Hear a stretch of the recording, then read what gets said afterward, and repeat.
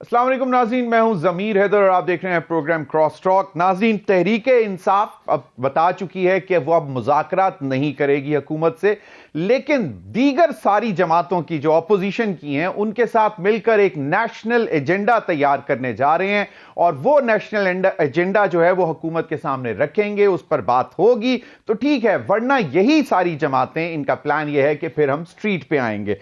अब क्या वाकई सिर्फ मज़ाहमत का ही रास्ता रह जाएगा, क्योंकि नेशनल एजेंडे में क्या चीजें होंगी और दीगर जमातें क्या उसमें लाना चाहेंगी जिनके साथ पीटीआई मिलकर यह करना चाहती है, यह एक बहुत बड़ा सवाल है।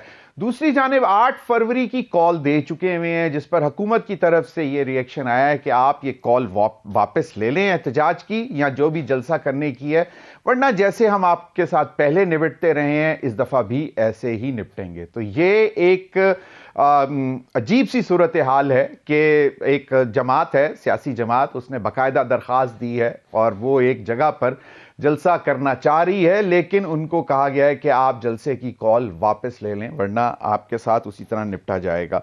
अब ये जो सूरत हाल है, इसमें मुज़ाकरात के हवाले से आज ही फैसल चौधरी साहब बता रहे थे कि जी हमने मुज़ाकरात बंद नहीं किए, हमने मुज़ाकरात जो हैं हुकूमत के साथ बंद किए हैं, लेकिन दीगर सियासी कुव्वतें और दीगर सियासी जमातें यानी कि जो अपोजिशन की पार्टीज हैं उनके साथ मुज़ाकरात हो रहे हैं।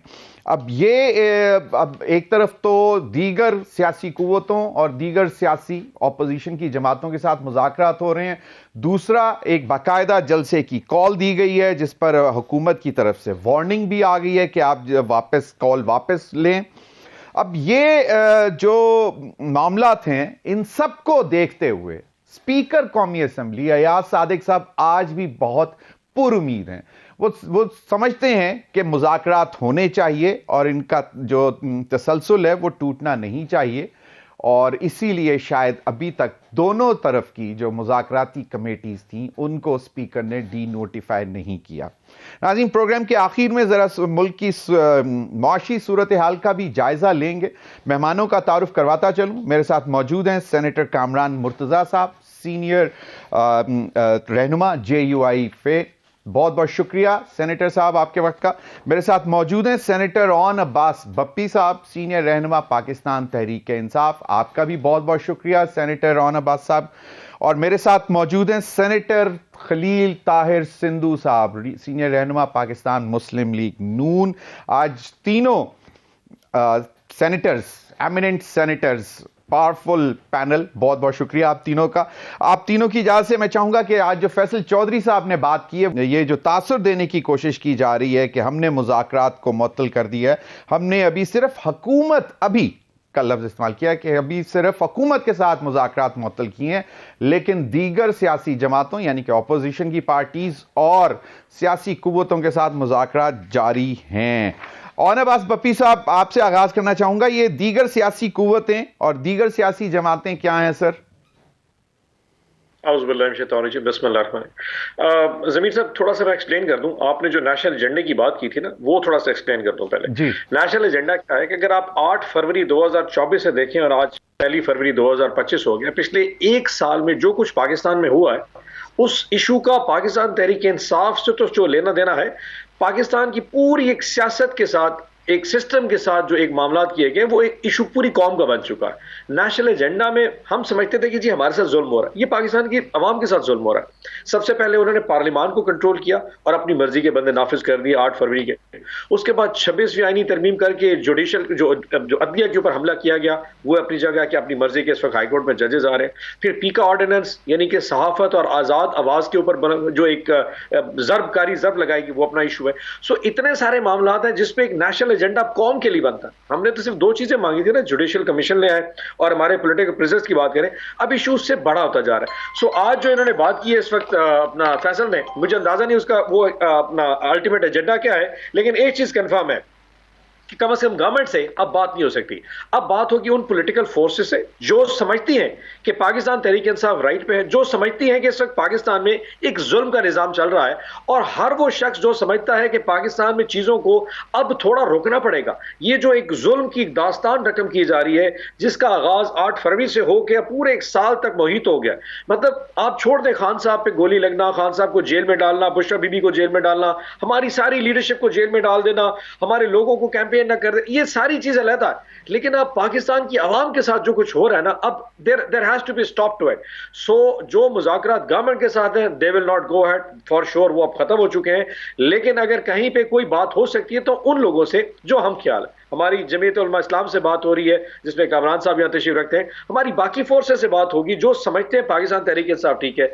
एंड आई होप एक ऐसा नेशनल एजेंडा आएगा जिसमें एक एक हर वो चीज जिससे हमारी जिंदगियों में फर्क पड़ सकता है, हम उसको चैलेंज करेंगे। अब उन दो बातों से बात बहुत ऊपर चली गई है जो टीआरस हमने रखे थे। बिल्कुल, लेकिन उसमें भी जी बाकायदा तौर पर इरफान सदीकी साहब ने भी बताया और दीगर लोगों ने भी इस बात को कंफर्म किया कि जो 2 मीटिंग्स हुई उसमें बाकायदा नाम लेकर कहा गया कि जी इमरान खान साहब को छोड़ा जाए, शाह महमूद कुरैशी साहब को छोड़ा जाए और दीगर, और ये उन्होंने कहा कि 6-7 नाम तो बाकायदा लिए गए हैं।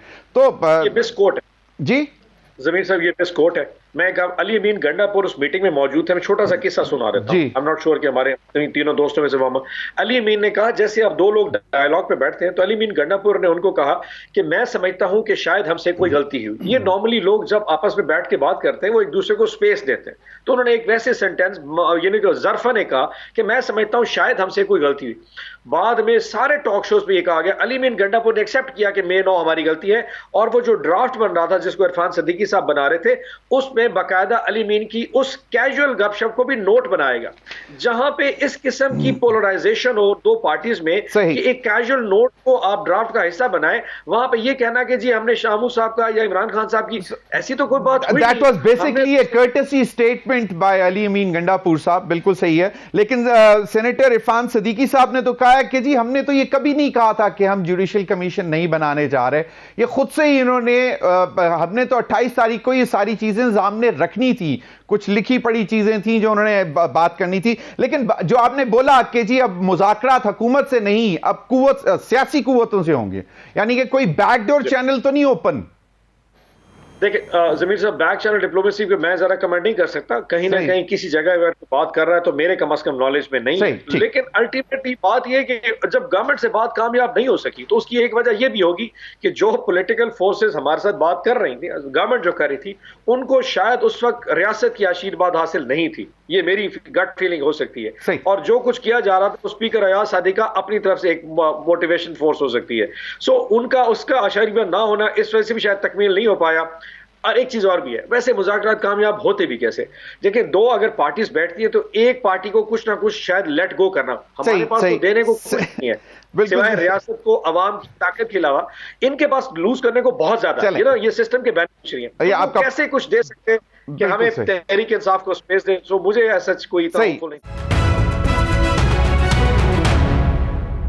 खलील ताहिर सिंधु साहब, एक joint opposition alliance is in offing, एक तैयारी हो रही है जॉइंट ऑपोजिशन का अलायंस बनना, और नेशनल एजेंडे की भी बात हो रही है जिस पर बानी चेयरमैन पीटीआई ने भी कहा है इमरान खान साहब ने कि जनाब एक नेशनल एजेंडा तैयार किया जाए जिस पर तमाम सियासी कुव्वतें जो हम ख्याल हों उनके साथ बैठकर बात की जाए और फिर यह हुकूमत के सामने रखा जाए।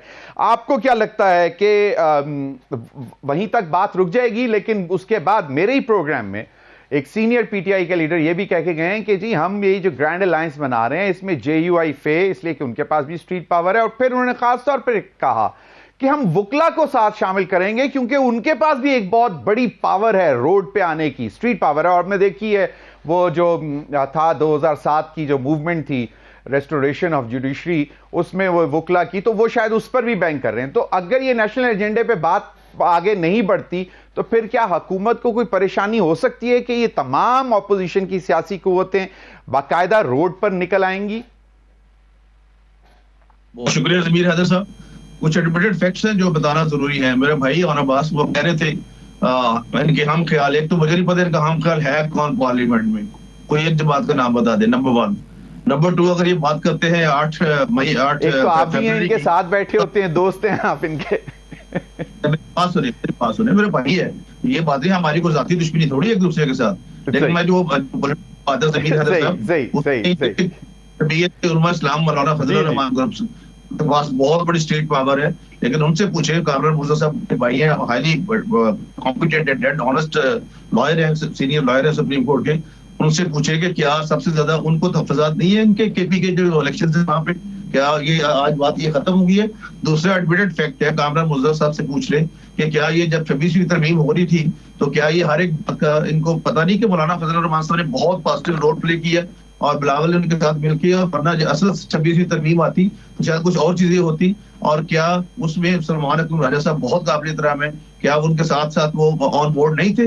या अगर तो ये बातें गलत है तो ठीक है, मैं गलत हो सकता हूँ। नंबर 3, ये जो जुडिशियल इंक्वायरी और कमीशन एक्ट की बात कर रहे हैं, ये मेरे पास है 1956 का, तो मैं ऑनरेबल कामरान मुर्तजा साहब से पूछूंगा, रिक्वेस्ट करूंगा, हम्बल सबमिशन करूंगा कि कामरान मुर्तजा साहब, जब कोई कॉम्पिटेंट कोर्ट कॉग्निजेंस ले लेती है, सजाएं हो जाती हैं, फिर ये उसी को मर्सी पिटीशन भी करते हैं, सजाएं कबूल करते हैं, उन मेंबरान को हार भी डालते हैं, वकील भी होते हैं, सब कुछ होता है, तो क्या अगर कॉम्पिटेंट कोर्ट कॉग्निजेंस लेके चार्ज फ्रेम कर दे तो फिर क्या जुडिशियल जो कमीशन है ये बन सकता है? और either the opinion of the judicial commission is binding on court, और जुडिशियल कमीशन क्या वहां पे नहीं होता जहां पे चीजें मुबहम हो, जहां पे वाजे ना हो? यहाँ पे तो हर चीज वाजे है, क्या 9 मई की सारे वाजे नहीं है? और हम ख्याल का मतलब ये है कि जो इनके साथ हम ख्याल होगा उसके मतलब वो 9 मई का भी हम ख्याल होगा, क्योंकि जो कुछ इन्होंने उस दिन किया अपना 9 मई को, कि पूरी जो एटमी तंसीबात थी, क्या आपको वो फौज का नौजवान पसंद है जो आपके घर के बाहर बैठकर आपकी हिफाजत करे, या वो पसंद है जहाँ पे आप कहें कि हम टेररिस्टों के दफातर खोलेंगे और हम ये करेंगे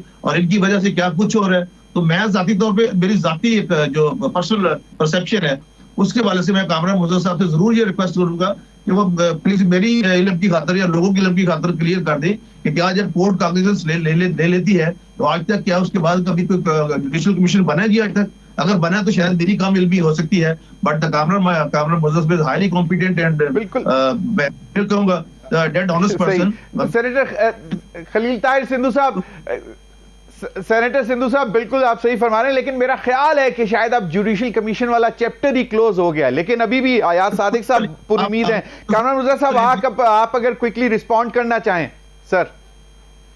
ये बात इनकी ठीक है, बाज़ औक़ात ऐसे होता है कि वकील जो है, जो पार्टी के अंदर वकील होते हैं, वो शायद पार्टी लीडर की क़यादत में जो है वो अपनी राय को जो है ना कॉम्प्रोमाइज़ कर देते हैं, हालांकि जो जिस चीज़ का एक्सपर्ट होता है उसको पार्टी लीडर को वो दुरुस्त बताना चाहिए।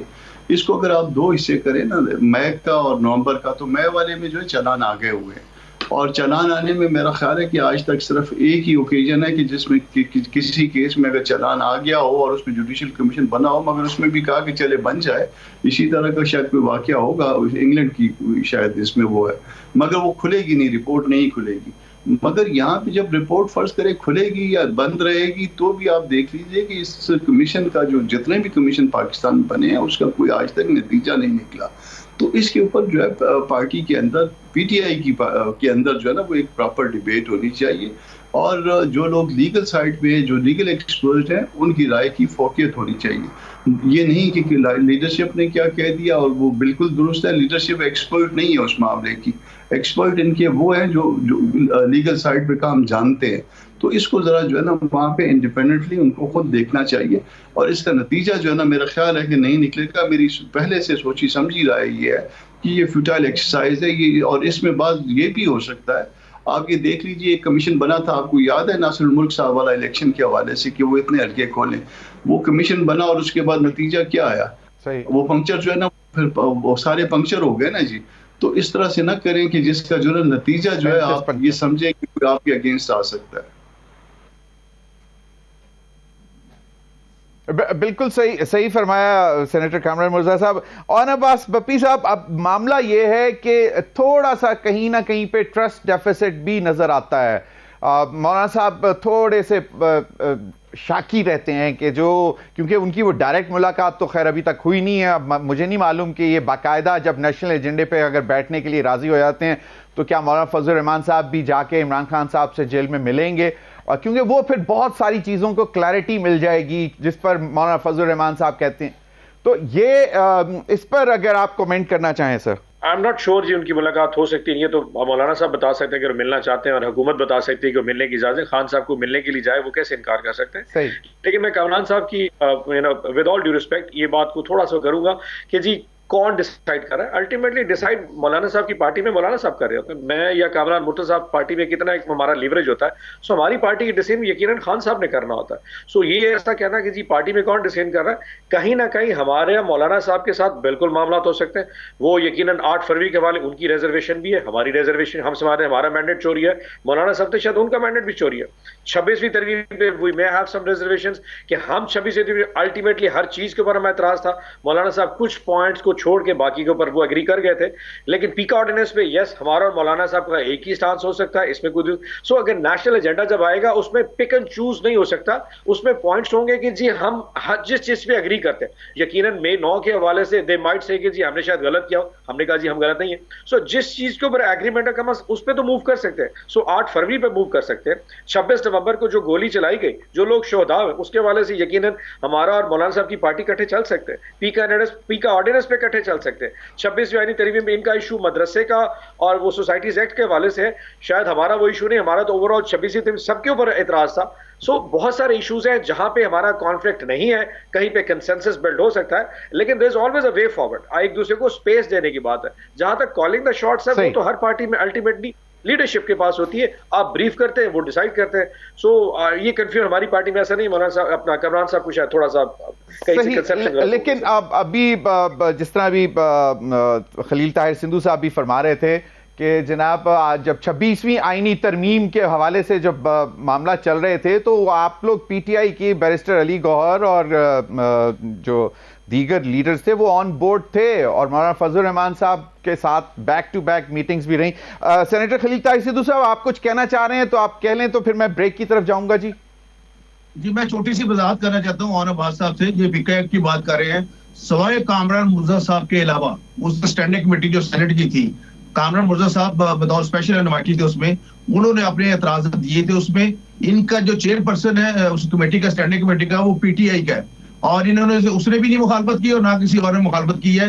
ये सिर्फ आप सहाफियों की आंखों में और जो सोशल है अपना मीडिया के लोग जो भी लिख रहे हैं व्हाट्सएवर, लेकिन ये है कि इन्होंने किसी किस्म को उसको वहां पे स्टैंडिंग कमेटी में अपोज नहीं किया। कामरान साहब बैठे हैं, इन्होंने भरपूर उसके सेनेट के अंदर भी उसको अपोज किया उठ के कि मेरे अमेंडमेंट्स कहाँ गई हैं और मेरा प्लान के मतलब सारी चीजें, और इन्होंने कमेटी के अंदर भी ये बात की है। इनके अपने चेयरमैन है फैसल सलीम ने, जो कि इनकी पार्टी में से है, और उसका नाम शिबली फराज साहब ने दिया था और फिर बानी ने, आईके साहब ने वहां से जेल से उसके नाम पे साइन करके भेजे थे कि इसको दाखिला को बनाया जाए। अगर ये बात गलत है तो ऑन बात पप्पी साहब बता दें, और कामरान मुर्तज़ा साहब के अलावा किसी ने वहां पे कोई बात नहीं की। सही, बिल्कुल जी, सही, बिल्कुल इस पर बात करते हैं। अभी मुझे ब्रेक की तरफ जाना है, ब्रेक के बाद मैं चाहूंगा कि ऑन अब्बास बप्पी साहब इस पर रिस्पॉन्ड भी कर दें। लेकिन मिनिस्टर फॉर इंफॉर्मेशन अता तारर साहब की स्टेटमेंट आज छपी हुई है। उन्होंने कहा है कि हुकूमत जो है इन जो पीका अमेंडमेंट्स हैं उनके ऊपर सहाफ़ियों के साथ बात करने के लिए तैयार है, या दीगर स्टेक होल्डर्स के साथ बात करने के लिए भी तैयार है। अभी वक्त है नाज़रीन ब्रेक का, ब्रेक के बाद आएंगे तो इस पर मजीद गुफ्तगू करेंगे कि क्या आइंदा का एक जॉइंट ऑपोजिशन अलायंस मुमकिन होगा कि नहीं। ब्रेक के बाद।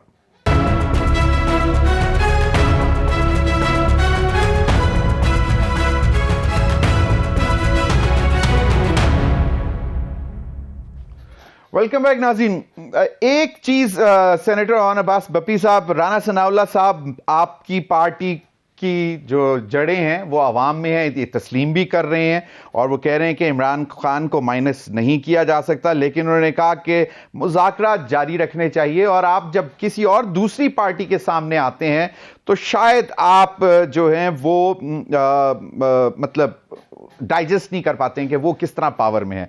दूसरा उन्होंने कह दिया कि अगर तहरीक इंसाफ ने 9 मई और 26 नवंबर से सबक नहीं सीखा तो फिर 8 फरवरी को भी करके देख लें। Again this is a threatening statement. तो क्या लाहे अमल है कि क्या आप लोगों को अगर इजाजत नहीं मिलती तो आप लोग फिर भी निकलेंगे, क्योंकि केपी में तो ठीक है आप कर रहे हैं। ऑन अब्बास बप्पी साहब। जमीर साहब, ये जो ताकत का नशा होता है ना, ये बड़ा इंसान, इसका बड़ा खुमार होता है। ये पैसे के और किसी भी नशे से सबसे खतरनाक नशा ताकत का नशा होता है। And once you are sitting in Islamabad, जब स्पेशली आपको समझ लग रहा हो कि आपके साथ रियासत भी खड़ी है और भी आपको हासिल है, तो फिर इस तरह की स्टेटमेंट्स आ सकती हैं। जब ये लोग जाते हैं अवाम में तो वहां ये स्टेटमेंट नहीं दे सकते। जब ये शादी खुशी गमी पे जाते हैं वहां यकीन इनकी टोन ही और होती है और वहां पे बहुत ज्यादा कॉम्प्रोमाइजिंग बात करते हैं। हम तो बात करना चाह रहे हैं, हमें पता है जी अवाम इमरान खान के साथ है, हमें पता है कि मेजॉरिटी पूरा पाकिस्तान 99% लोग ये समझते हैं इमरान खान सच्चा और हक पे खड़ा है। ये वहां भी ये गुफ्तगू करते हैं। जब इस्लामाबाद जाते हैं तो ऑब्वियसली वो टोन बोलते हैं जो ऑब्वियसली आकाओं को राजी करने के लिए स्टेटमेंट दी जाती है। सो एहतजाज का हक हमारा है, हम करते रहेंगे। आपने 8 फरवरी भी करके देख लिया, आपने 26 नवंबर भी करके देख लिया। अभी तक 14 शहदा की जो लाशों का जो खून है वो अभी तक सूखा नहीं है। हम अभी तक उनकी जो है ना, हम उनकी तलाश में हैं कि ये आखिर हमें कब इंसाफ मिलेगा। अगर ये समझते हैं कि और लाशें गिराने से इनका अगर तस्कीन मिलती है तो let it be like it, लेकिन ऑपोजिशन एहतजाज करती है और हम करते रहेंगे। जहां तक सेनेटर खलील साहब ने कहा, मेरे भाई ने कहा, मैं थोड़ा क्लियर कर दूं। फैसल सलीम साहब की जो नामजदगी थी, जो सेनेटर फैसल सलीम है इंटीरियर की मिनिस्ट्री की, वो पार्टी की तरफ से नहीं आई थी। ये उन्होंने खुद अपने आप को नामजद किया। इनफैक्ट ये ऐसा काम है कि इनकी नामजदगी पाकिस्तान पीपल्स पार्टी ने की थी और हमें तब पता लगा जब वो चेयरमैन बन गए थे और उसके बाद फिर पार्टी ने मामला किया, वो दरगजर किया। लेकिन क्योंकि जिस दिन ये स्टैंडिंग कमेटी थी मैंने उस दिन क्लियर भी किया था, फैसल सलीम साहब एक अकेले मेंबर थे और 9 और मेंबर जिसमें पाकिस्तान पीपल्स पार्टी और नून लीग के दोस्त मौजूद थे, उन्होंने पीका ऑर्डिनेंस के हक में वोट दिया। फैसल ने वहां पे उसके अगेंस्ट वोट दिया और जो उसके मिनट से उसमें लिखा हुआ है कि मैं इस पीका ऑर्डिनेंस को रिजेक्ट करता हूं लेकिन कंसेंसस ऑफ द हाउस कह रहा है अप्रूव करने का, तो फाबिया। उसके बावजूद आज इमरान खान साहब ने कह दिया है कि आप सेनेटर फैसल सलीम को शो कॉज जारी कर दें और मोस्ट लाइकली उनको शायद कमेटी की सदारत से हटा दिया जाएगा। हैविंग सेड दैट, सो हमने इसके खिलाफ सेनेट में भी प्रोटेस्ट किया, हमने मुसलसल नेशनल असेंबली में भी प्रोटेस्ट किया, हमने पंजाब असेंबली में इसके खिलाफ प्रोटेस्ट किया, हमने वॉकआउट किया, हमने जर्नलिस्ट के साथ यकजहती के लिए उनके साथ जाके वॉक भी, उनके साथ मिले भी सही। हमने इसके लिए बहुत शदीद किस्म की आवाज बुलंद की और जहां उसे मुखालफत की है सारी दुनिया जानती है कि हम वाहिद ऐसी पार्टी जैसे पीक आउट मुखालफत की, यकीनन साथ जमीयत उलमा इस्लाम भी साथ थी। बट ये कहना कि हम उसके हक में थे, आई मीन अल्टीमेटली ये तो ऐसी बात है कि शायद दिन में इट्स टोटल व्हाइट लाई जी, झूठ बोला जा रहा है, इससे हकीकत कोई ताल्लुक नहीं है जी किसी तौर। वैसे कहा यह जाता है कि पहला जो कानून ये आया था वो 2017 में, उस वक्त शायद पीएमएलएन की हुकूमत थी। उसके बाद फिर जब आप लोगों की पीटीआई की हुकूमत थी तब भी कुछ इसी किस्म का कानून, तो ये सारा मॉडिफाई होके अब ये पीका हमारे सामने आया है। खैर बिल्कुल, कामरान मिर्जा साहब, आप लोग भी एग्रीव्ड पार्टी में आते हैं 8 फरवरी के नताइज इलेक्शन के, जनरल इलेक्शन के नताइज के हवाले से। क्या JUIF भी कोई प्लान कर रही है, कोई एहतजाज, जलसा, जुलूस 8 फरवरी को? इसको फैसला करना फिर अगेन जो है ना वो पार्टी के इदारों का काम होगा। मौलाना तजवीज़ रखें कि पार्टी के इदारों में, अपनी शुरा में, अपनी आमला में, और अगर वहाँ से अप्रूवल आती है तो फिर उसके बाद कोई जो है वो उसको मौलाना आगे लेके चलेंगे। इसके बगैर हमारे यहाँ जो है ना वो शुराइयत का निज़ाम है, वो मशावरत के बाद जो है वो फिर मामला आगे चलता है। तो अभी तक तो कोई प्लान मेरे इल्म में कम अज़ कम नहीं है कि हमने कोई 8 फरवरी के लिए वो किया, मगर 8 फरवरी से हम एग्रीव्ड है। मगर उससे भी ज़्यादा हम एग्रीव्ड इस बात की पे हैं कि हमेशा इलेक्शन जो है वो हाईजैक हो जाते हैं, रिग हो जाते हैं, और इस निज़ाम को किस तरह से ठीक किया जाए। जिनका जो काम करने का है वो अपना काम करें और इलेक्शन के नताइज जो है फेयर हो। ये इंतज़ाम के तहत जो है ना हुकूमतें बनाना, गिराना, उठाना, ये अब बस बहुत हो गया है, इसको ख़त्म होना चाहिए। मामला को आगे जो है दुरुस्त में लेके जाएं, इसी में पाकिस्तान का फ़ायदा है, इसी में मुल्क को कौम का फ़ायदा है। तो कामरान मुर्जा साहब, फिर तो सारी जमातों को नेशनल एजेंडा पे टॉप पे ये होना चाहिए कि इलेक्ट्रल रिफॉर्म्स आएं और इतने सख्त और जबरदस्त आए कि कोई गुंजाइश ही ना बचे। फिर भी 5-10% हो ही जाता है ऊपर नीचे, लेकिन कोई गुंजाइश ना बचे कि इतना बड़ा आप लोग मतलब प्रोटेस्ट कर रहे हो बाद में कि जी वो तो सिर्फ 17 सीटों जी। सिर्फ कानून बनाने से आप ठीक नहीं कर पाएंगे। ताकतवर जो है वो मामलात को फिर जो है ना वो कहीं और ले जाते हैं।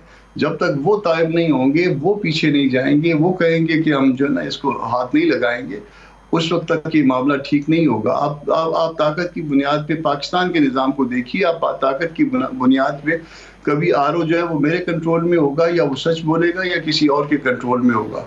पीओज जो है वो किसके कंट्रोल में होंगे, वो क्या क्या नहीं करेंगे, उसको एक ट्रांसफर हमारे यहाँ जो है वो एक ट्रांसफर जो है उसके लिए बहुत होती है कि उसको जो है ना उठा के किसी ऐसे रिमोट एरिया में फेंक दिया जाए और उसके बाद वो सीधा जो है ना इंसान का बच्चा बन जाएगा। और ये सारा कुछ होता है, या बाकी धमकियां या बाकी और मामला, तो इसमें जो है वो उन अदारों को जो है वो पीछे होना पड़ेगा पाकिस्तान के बाद में।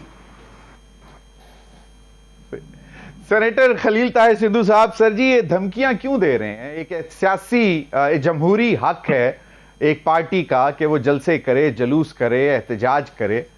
आप लोग कहते हैं कि जी फिर हम देख लेंगे, जिस तरह पहले हुआ उस तरह होगा दोबारा। इस चीज को हम सारे तस्लीम करते हैं कॉन्स्टिट्यूशन को। इसके अंदर एक आर्टिकल है 19 आर्टिकल 19 जिसमें लिखा है कि हर बंदे को इख्तियार है, ये राइट है, फंडामेंटल राइट है कि वो अपनी फ्रीडम का इजहार करे, एक्सप्रेशन करे, but subject to laws there are सब कंडीशंस। जब तक ये उस रेड जो एरिया है वहां तक नहीं जाते तो उस वक्त तो कोई ऐसी बात नहीं, इनका ये फंडामेंटल ये करे, कोई इसमें इतराज नहीं है। लेकिन इसका हरगिज ये मतलब नहीं है कि आप चढ़ाई कर दें जत्थे बन के, और जब जत्थे बनते हैं तो फिर काम खराब होता है। इस तरीके से नहीं होगा। जब गंडापुर साहब चलो अब तो वो चलो जो भी हुआ उनके साथ वो उनका जाती मामला है, चाहे वजारत आला से हटाए या ना हटाए इनका पता नहीं, इनके अपने मसाइल है, हमारा इनका पार्टी का मसला है। दूसरा में भी मेरा भाई फरमा रहे थे ऑन भाई कि फैसल सलीम उसके खिलाफ वोट दिया। ये फिर लकीली मेरी आज बड़ी खुशकिस्मती है कि कामरान मुर्जा साहब बैठे हुए हैं, इनसे पूछ ले कि फैसल सलीम ने वोट नहीं दिया ही नहीं, उसने नहीं हक में वोट दिया, पिता के खिलाफ वोट नहीं दिया, ये एडमिटेड फैक्ट है, पूछ ले भाई से। और नंबर 2, जब अगर 26वीं तरमीम हुई थी उस वक्त भी फैसल सलीम जो था ही 26th अमेंडमेंट, तो इनको चाहिए था उस वक्त उसको शोकाज नोटिस देते ना। आज हम कह रहे हैं कि हम उसको दोबारा शोकाज नोटिस देंगे, तो इनके किस तरीके से, मैं हैरान हूं कि किस तरीके से। लेकिन प्रॉब्लम इज दैट ओनली जब आप शख्सियत पसंदी के हिसार में होते हैं ना, जिस तरह बड़े अच्छे अल्फाज का चुनाव करते हैं ऑन भाई सैलेंट में भी, लेकिन मुझे मैं भी इनके लिए कुछ कहना चाहता हूँ कि शख्सियत पसंदी का जो हिसार है ये डेंजरस है किसी और चीज की अपना परस्ती से, खुद परस्ती से भी ज्यादा खतरनाक है। तो आपका मसला सिर्फ ये है कि आप अहमद डोगर साहब जो वेरी कॉम्पिटेंट पर्सन है, उनसे पूछ ले, मेरे साथ वो नीचे पंजाब में भी रहे एमपी है 2008 में, उन्होंने कमेटी में कहा कि हमें इस मुसद्दे पे कोई इतराज नहीं, लेकिन हम बानी से पूछेंगे जो उनकी राइट बात थी कि अपने लीडर से पूछना है। ये बड़ी अच्छी उन्होंने बात की। जब यहाँ पे ओके करके वहां पे जाके जो हुआ उन्होंने आगे से जो कहा नहीं हम आपके इसके 26 तरमीम के भी खिलाफ है। तो ये से पूछ रहे ये बातें दुरुस्त है या नहीं है। बात हमें सिर्फ इतनी है कि हम सच जरूर बोले, कम से कम एटलीस्ट अगर सच नहीं बोल सकते तो फिर झूठ भी। वैसे माजरत से सेनेटर खलील ताहिर सिद्धू साहब, क्या शख्सियत पसंदी सिर्फ पीटीआई में ही नजर आ रही है आपको, बाकी किसी जमात में नहीं है?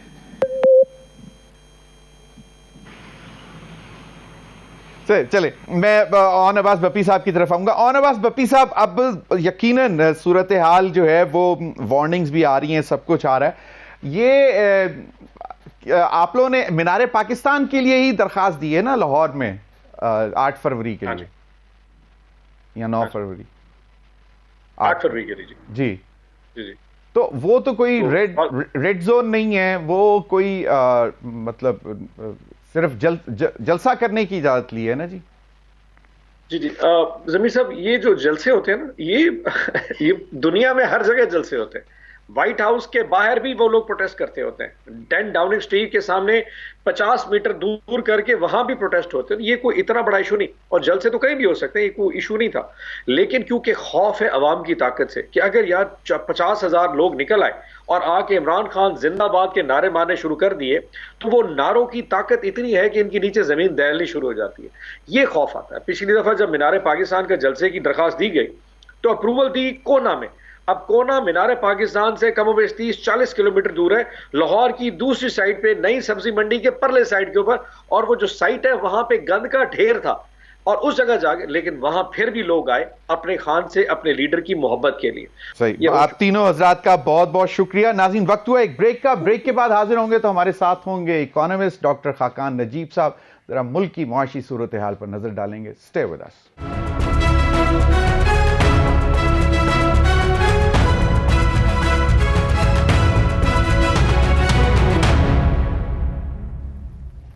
वेलकम बैक नाज़रीन। हमें ज्वाइन किया डॉक्टर खाकान नजीब साहब ने, सीनियर इकोनॉमिस्ट हैं और बड़ी गहरी नज़र रखते हैं। डॉक्टर खाकान नजीब साहब, बहुत बहुत शुक्रिया। सर मुझे ये बताएं कि अभी रिपोर्ट ये हो रहा है कि रेवेन्यू में खसारा आ रहा है, डेफिसिट आ रहा है तकरीबन कोई अराउंड 470 बिलियन रुपीस का। एक तो ये कि ये अब आईएमएफ का मिशन भी आना है रिव्यू के लिए, ये उस तनाजुर में जरा बताइएगा। और दूसरा ये कि जो आइंदा के जो 6 महीने का क्वार्टर होगा, यानी 2 क्वार्टर जो अभी बचे हैं, यानी कि 1 महीना उसमें से गुजर गया, तो उसमें हम क्या बेल्ट टाइटनिंग शुरू कर दें कि मिनी बजट कोई आएगा? बिस्मिल्लाहिर्रहमानिर्रहीम। देखिए, एक तो बात यह है कि जो भी स्टेबिलिटी इस वक्त मुल्क में है, जिसका मतलब है कि अफरात ज़र में कमी हुई है, कीमतों के बढ़ने की शरह यानी कि कम हुई है, बैरूनी खसारा संभल गया है, रिजर्व्स का बिल्डअप हो गया है, हमारे लोन्स जो हैं वो रीप्रोफाइल हो गए हैं। ये याद रखिए कि ये इसका जो फंडामेंटल पॉइंट है वो ये है कि अथॉरिटीज़ ने एंगेज किया है आईएमएफ के साथ। उनकी बहुत सी चीज़ें हैं जिन पे मेजर होगा। फरवरी एंड या मार्च में एक रिव्यू मिशन पाकिस्तान आएगा। ये पाकिस्तान का पहला रिव्यू है। ये पहले 6 माह यानी कि 2024 जो ख़त्म हुआ, जुलाई से दिसंबर के जो रेवेन्यूज़ हैं, जो पाकिस्तान की बैरूनी खसारे हैं, जो पाकिस्तान के स्ट्रक्चरल बेंचमार्क्स हैं, जो इंडिकेटिव टारगेट्स हैं एनर्जी सेक्टर में, इन सब चीज़ों पर मुहित होगा। इसमें जो रेवेन्यू वाला पार्ट है ये सबसे ज़्यादा जो है कलीदी हैसियत रखता है। इसमें पहले 6 माह में जो गैप था वो 380 था। अब ये जनवरी में फिर दोबारा आपने जिक्र किया कि एक बढ़ा हुआ गैप है। सो इस पे बात करनी पड़ेगी। आपने ये लिखा है अपने एग्रीमेंट में उनके साथ कि अगर गैप 1% से बड़ा होगा तो आप रेवेन्यू मेजर्स लेंगे। क्या हमें नए रेवेन्यू मेजर्स लेने पड़ते हैं या आप कन्विंस कर पाते हैं आईएमएफ को कि अब आपने पूरे साल का पूछा, 13,000 अरब का जो टारगेट है वो पूरे साल का है। अगर हम इसी तरह चलते रहे तो कहीं 700-800 अरब का शॉर्टफॉल हो जाएगा। क्या आप उनको कन्विंस कर पाएंगे कि इस शॉर्टफॉल को एक्सपेंडिचर्स को कम करके, और जो आपको थोड़ी सी जगह मिली है, डेट सर्विसिंग कम हुई है बिकॉज आपका जो शरई सूद है वो कम हुई है, इस पे कन्विंस कर पाएंगे? फिर आप याद रखिए, आप देखिए ना, अब मतलब दिल दुखता है। आपने उनको लिख कर दिया कि आप पूरी प्रोविंसेस चारों में ये इजरा करेंगे कि एग्रीकल्चर इनकम टैक्स, आपकी जो इस वक्त इनकम है उसके एग्रीकल्चर इनकम टैक्स लागू होगा। सिर्फ पंजाब ने पहले वो लेजिस्लेशन किया, स्ट्रक्चरल बेंचमार्क जो था उसका वक्त गुजर गया। फिर अब केपी ने कर दिया है, अभी सिंध और बलूचिस्तान को कन्विंस कर पा रहे हैं। बल्कि आपने तो लिख के दिया था कि 1 जनवरी से इसका इजरा कर देंगे। सो ऑब्वियसली टैक्स साइड पर पाकिस्तान में रिटेल और होलसेल का लिख के दिया, 50 अरब रुपए का टैक्स लाएंगे नए ताजरों से, ताजिर दोस्त स्कीम के थ्रू। पहले 6 माह में चंद 100 मिलियन रुपए का टैक्स आया। सो ये सीरियस बातें हैं। ये इसलिए सिर्फ सीरियस नहीं है अयाज अमीर साहब कि आप ये कह रहे हैं कि यार हम आईएमएफ के लिए कर रहे हैं। ये तो इसलिए सीरियस है ना कि हॉरिजॉन्टल इक्विटी इन टैक्सेशन तो वैसे ही आपने करनी है। इसी तरह जो बिजली का खसारा है उसके टारगेट्स हैं, उस पर बहुत बात होगी कि आप कहाँ पे खड़े हुए हैं। सर्कुलर डेट की एक्यूमुलेशन का एक टारगेट है 461 अरब रुपए का। So let's see. Doctor Khaqan Najeeb साहब, आपने डॉक्टर खाकान नजीब साहब मुझे ये बताइएगा कि ये जो अभी विंटर सब्सिडी थी जो एक टैरिफ में दी, इस पे भी आईएमएफ को कोई कंसर्न्स हो सकते हैं? देखिए, जो भी सब्सिडी दी गई है, मैं ये गोशगुजार करूं, ये आईएमएफ की अप्रूवल के बाद ही कहा गया है कि जो मार्जिनल यानी कि एक्स्ट्रा यूनिट्स हैं उसका जो रेट है वो कम कर दिया गया है। यही सब्सिडी थी। ये इंडस्ट्रियल सेक्टर को दी गई, डोमेस्टिक को दी गई, ऐसे कमर्शियल को दी गई। सो आई थिंक ये आईएमएफ से पूछ के दी गई है। कोई भी काम, अब तो ये प्रोग्राम इसलिए भी अहम है कि इसमें प्रोविंसेस जो हैं वो भी अगर कोई काम करने जाती हैं तो उनको रोप इन कर लिया गया है। आई एम रियली होपिंग कि हमारी साइड पे मैंने एक बड़ा ही जैसे कहेंगे डिटेल्ड मजमून लिखा है द न्यूज़ अखबार में, जिसका नाम है पाकिस्तान आईएमएफ जर्नी। और मैंने बताया है कि कौन से टारगेट्स, कौन से क्राइटेरियाज, कौन से स्ट्रक्चरल बेंचमार्क्स नहीं पूरे हुए, उनको प्रिपेयर कीजिए कि कैसे आंसर करना है, करेक्टिव मेजर्स बताइए, और आईएमएफ से अब आने वाले बजट पे क्या गुफ्तगू होनी है जबकि ये शॉर्टफॉल्स एग्जिस्ट करती हैं। Pakistan has also done well on, जिसे कहेंगे हमारा जो बैरूनी खसारा है उसको संभालने में। पाकिस्तान हैज़ डन वेल कि इन्फ्लेशन ज़्यादा नीचे आ गई है, इससे जो हमारे बैरूनी ज़खायर हैं वो हमने जो उनके साथ तय किए थे हम उनके करीब आ गए हैं। सो कुछ चीज़ों पे अच्छा भी है। प्राइमरी बजट का हमने एक उनके साथ सरप्लस तय किया किया था वो भी मीट हो गया है। उसकी मीट होने की वजह यह है कि हमें स्टेट बैंक से कुछ पैसे आ गए थे, बेनज़ीर इनकम सपोर्ट प्रोग्राम के जो टारगेट्स हैं होपफुली वो भी मेट हैं। सो एक जिसे कहेंगे एक मिक्स्ड पिक्चर है जो हमारी इंगेजमेंट IMF से हुई है। ये बहुत ही इंपॉर्टेंट विजिट है जो होने जा रहा है डॉक्टर खाकान नजीब साहब, लेकिन आप सही डॉक्टर खाकान नजीब साहब, लेकिन अगर आपका जो फियर है, जो कि आप मतलब बहुत जेन्युइन फियर है कि अगर यही जो डेफिसिट है, रेवेन्यू डेफिसिट, अगर ये 800 अरब रुपए तक चला जाता है, यानी कि अगर खतरा पड़ जाता है, तो फिर तो मजीद टैक्सेस तो लगाने पड़ेंगे या रेट ऑफ टैक्सेस बढ़ाने पड़ेंगे। आपको कोई चीज तो उनको देनी पड़ेगी ऐसी जो ये शो करे कि आपकी जो क्वालिटी ऑफ टैक्सेशन है, और जो आपने कहा कि आप रेवेन्यू टारगेट पूरा कर सकेंगे, आप रेवेन्यू टारगेट पूरा कर सकेंगे। कुछ तो आप कहेंगे कि मैं एक्सपेंडिचर PSDP का काट दूंगा, हर साल होता है। 1400 अरब से शुरू किया था, अब 1100 अरब पे ऑलरेडी आ गए हैं, वो कुछ और कट जाएगा। कुछ आप कहेंगे मुझे बचत हो रही है, जो मार्कअप जा रहा है और उसमें बचत खासी हो रही है। ये एक जिसे कहेंगे तसल्ली बख्श पिक्चर है ऑन द एक्सपेंडिचर साइड। पर वो ये कहेंगे कि दैट डजंट मैटर, आपको तो 10-10.5%, 10.8% के करीब अपना टैक्स टू GDP लाना है। सो ये एक ओवरऑल गुफ्तगू होगी। बिल्कुल। अच्छा, अब आपने कहा कि इन्फ्लेशन जो है वो कम हो रहा है, यानी कि रेट ऑफ इन्फ्लेशन कम हो रहा है, आई एग्री। लेकिन अब कल 7 रुपए डीजल की कीमत बढ़ी। अब डीजल वो चीज है जो कि हर खाने पीने की अशिया से लेके हर चीज की ट्रांसपोर्टेशन में डीजल इस्तेमाल हो रहा होता है। तो आपको नहीं लगता कि this would give a pressure on inflation? देखिए, हम इन्फ्लेशन के लो एब पे आ गए हैं, ये बात आपकी बिल्कुल दुरुस्त है। एक बेस इफेक्ट भी है, वो भी हमने यूज कर लिया है, जिसका मतलब ये बड़ा पॉजिटिव बेस इफेक्ट था कि इन्फ्लेशन पिछले साल इस माह में बहुत ऊंची थी, तो उसके ऊपर आपने देखा कि इन्फ्लेशन आपको नीचे आती हुई दिखाई दी है, यानी कि कीमतों के बढ़ने की शरह में खातिरखा कमी आई है। 1-2 माह के बाद ये बेस इफेक्ट भी खत्म हो जाएगा, और ये जो इंटरनेशनल कीमत थोड़ी सी बढ़ी थी उसकी वजह से ये प्राइस पास थ्रूज भी आ जाएंगे। और जो एक मुझे इन्फ्लेशन पे थोड़ा सा जो अब आने वाले 3-4 माह हैं, आप अपनी अगर क्रॉप्स की प्रोडक्शन देखेंगे, कॉटन जो है पिछले साल 10-10.5 मिलियन बेल्स, इस साल 5.5 मिलियन बेल्स। आपका इंपोर्ट बिल भी बढ़ेगा। सो इन्फ्लेशन के अभी लोएस्ट स्टेप से गुजर रहे हैं, अप्रैल ऑनवर्ड्स ये बढ़ सकती है। बिल्कुल सर, बहुत बहुत शुक्रिया डॉक्टर खाकान नजीब साहब, आपके वक्त का। नाज़रीन, अब तक के लिए इतना ही, इजाजत दीजिए, अल्लाह हाफिज।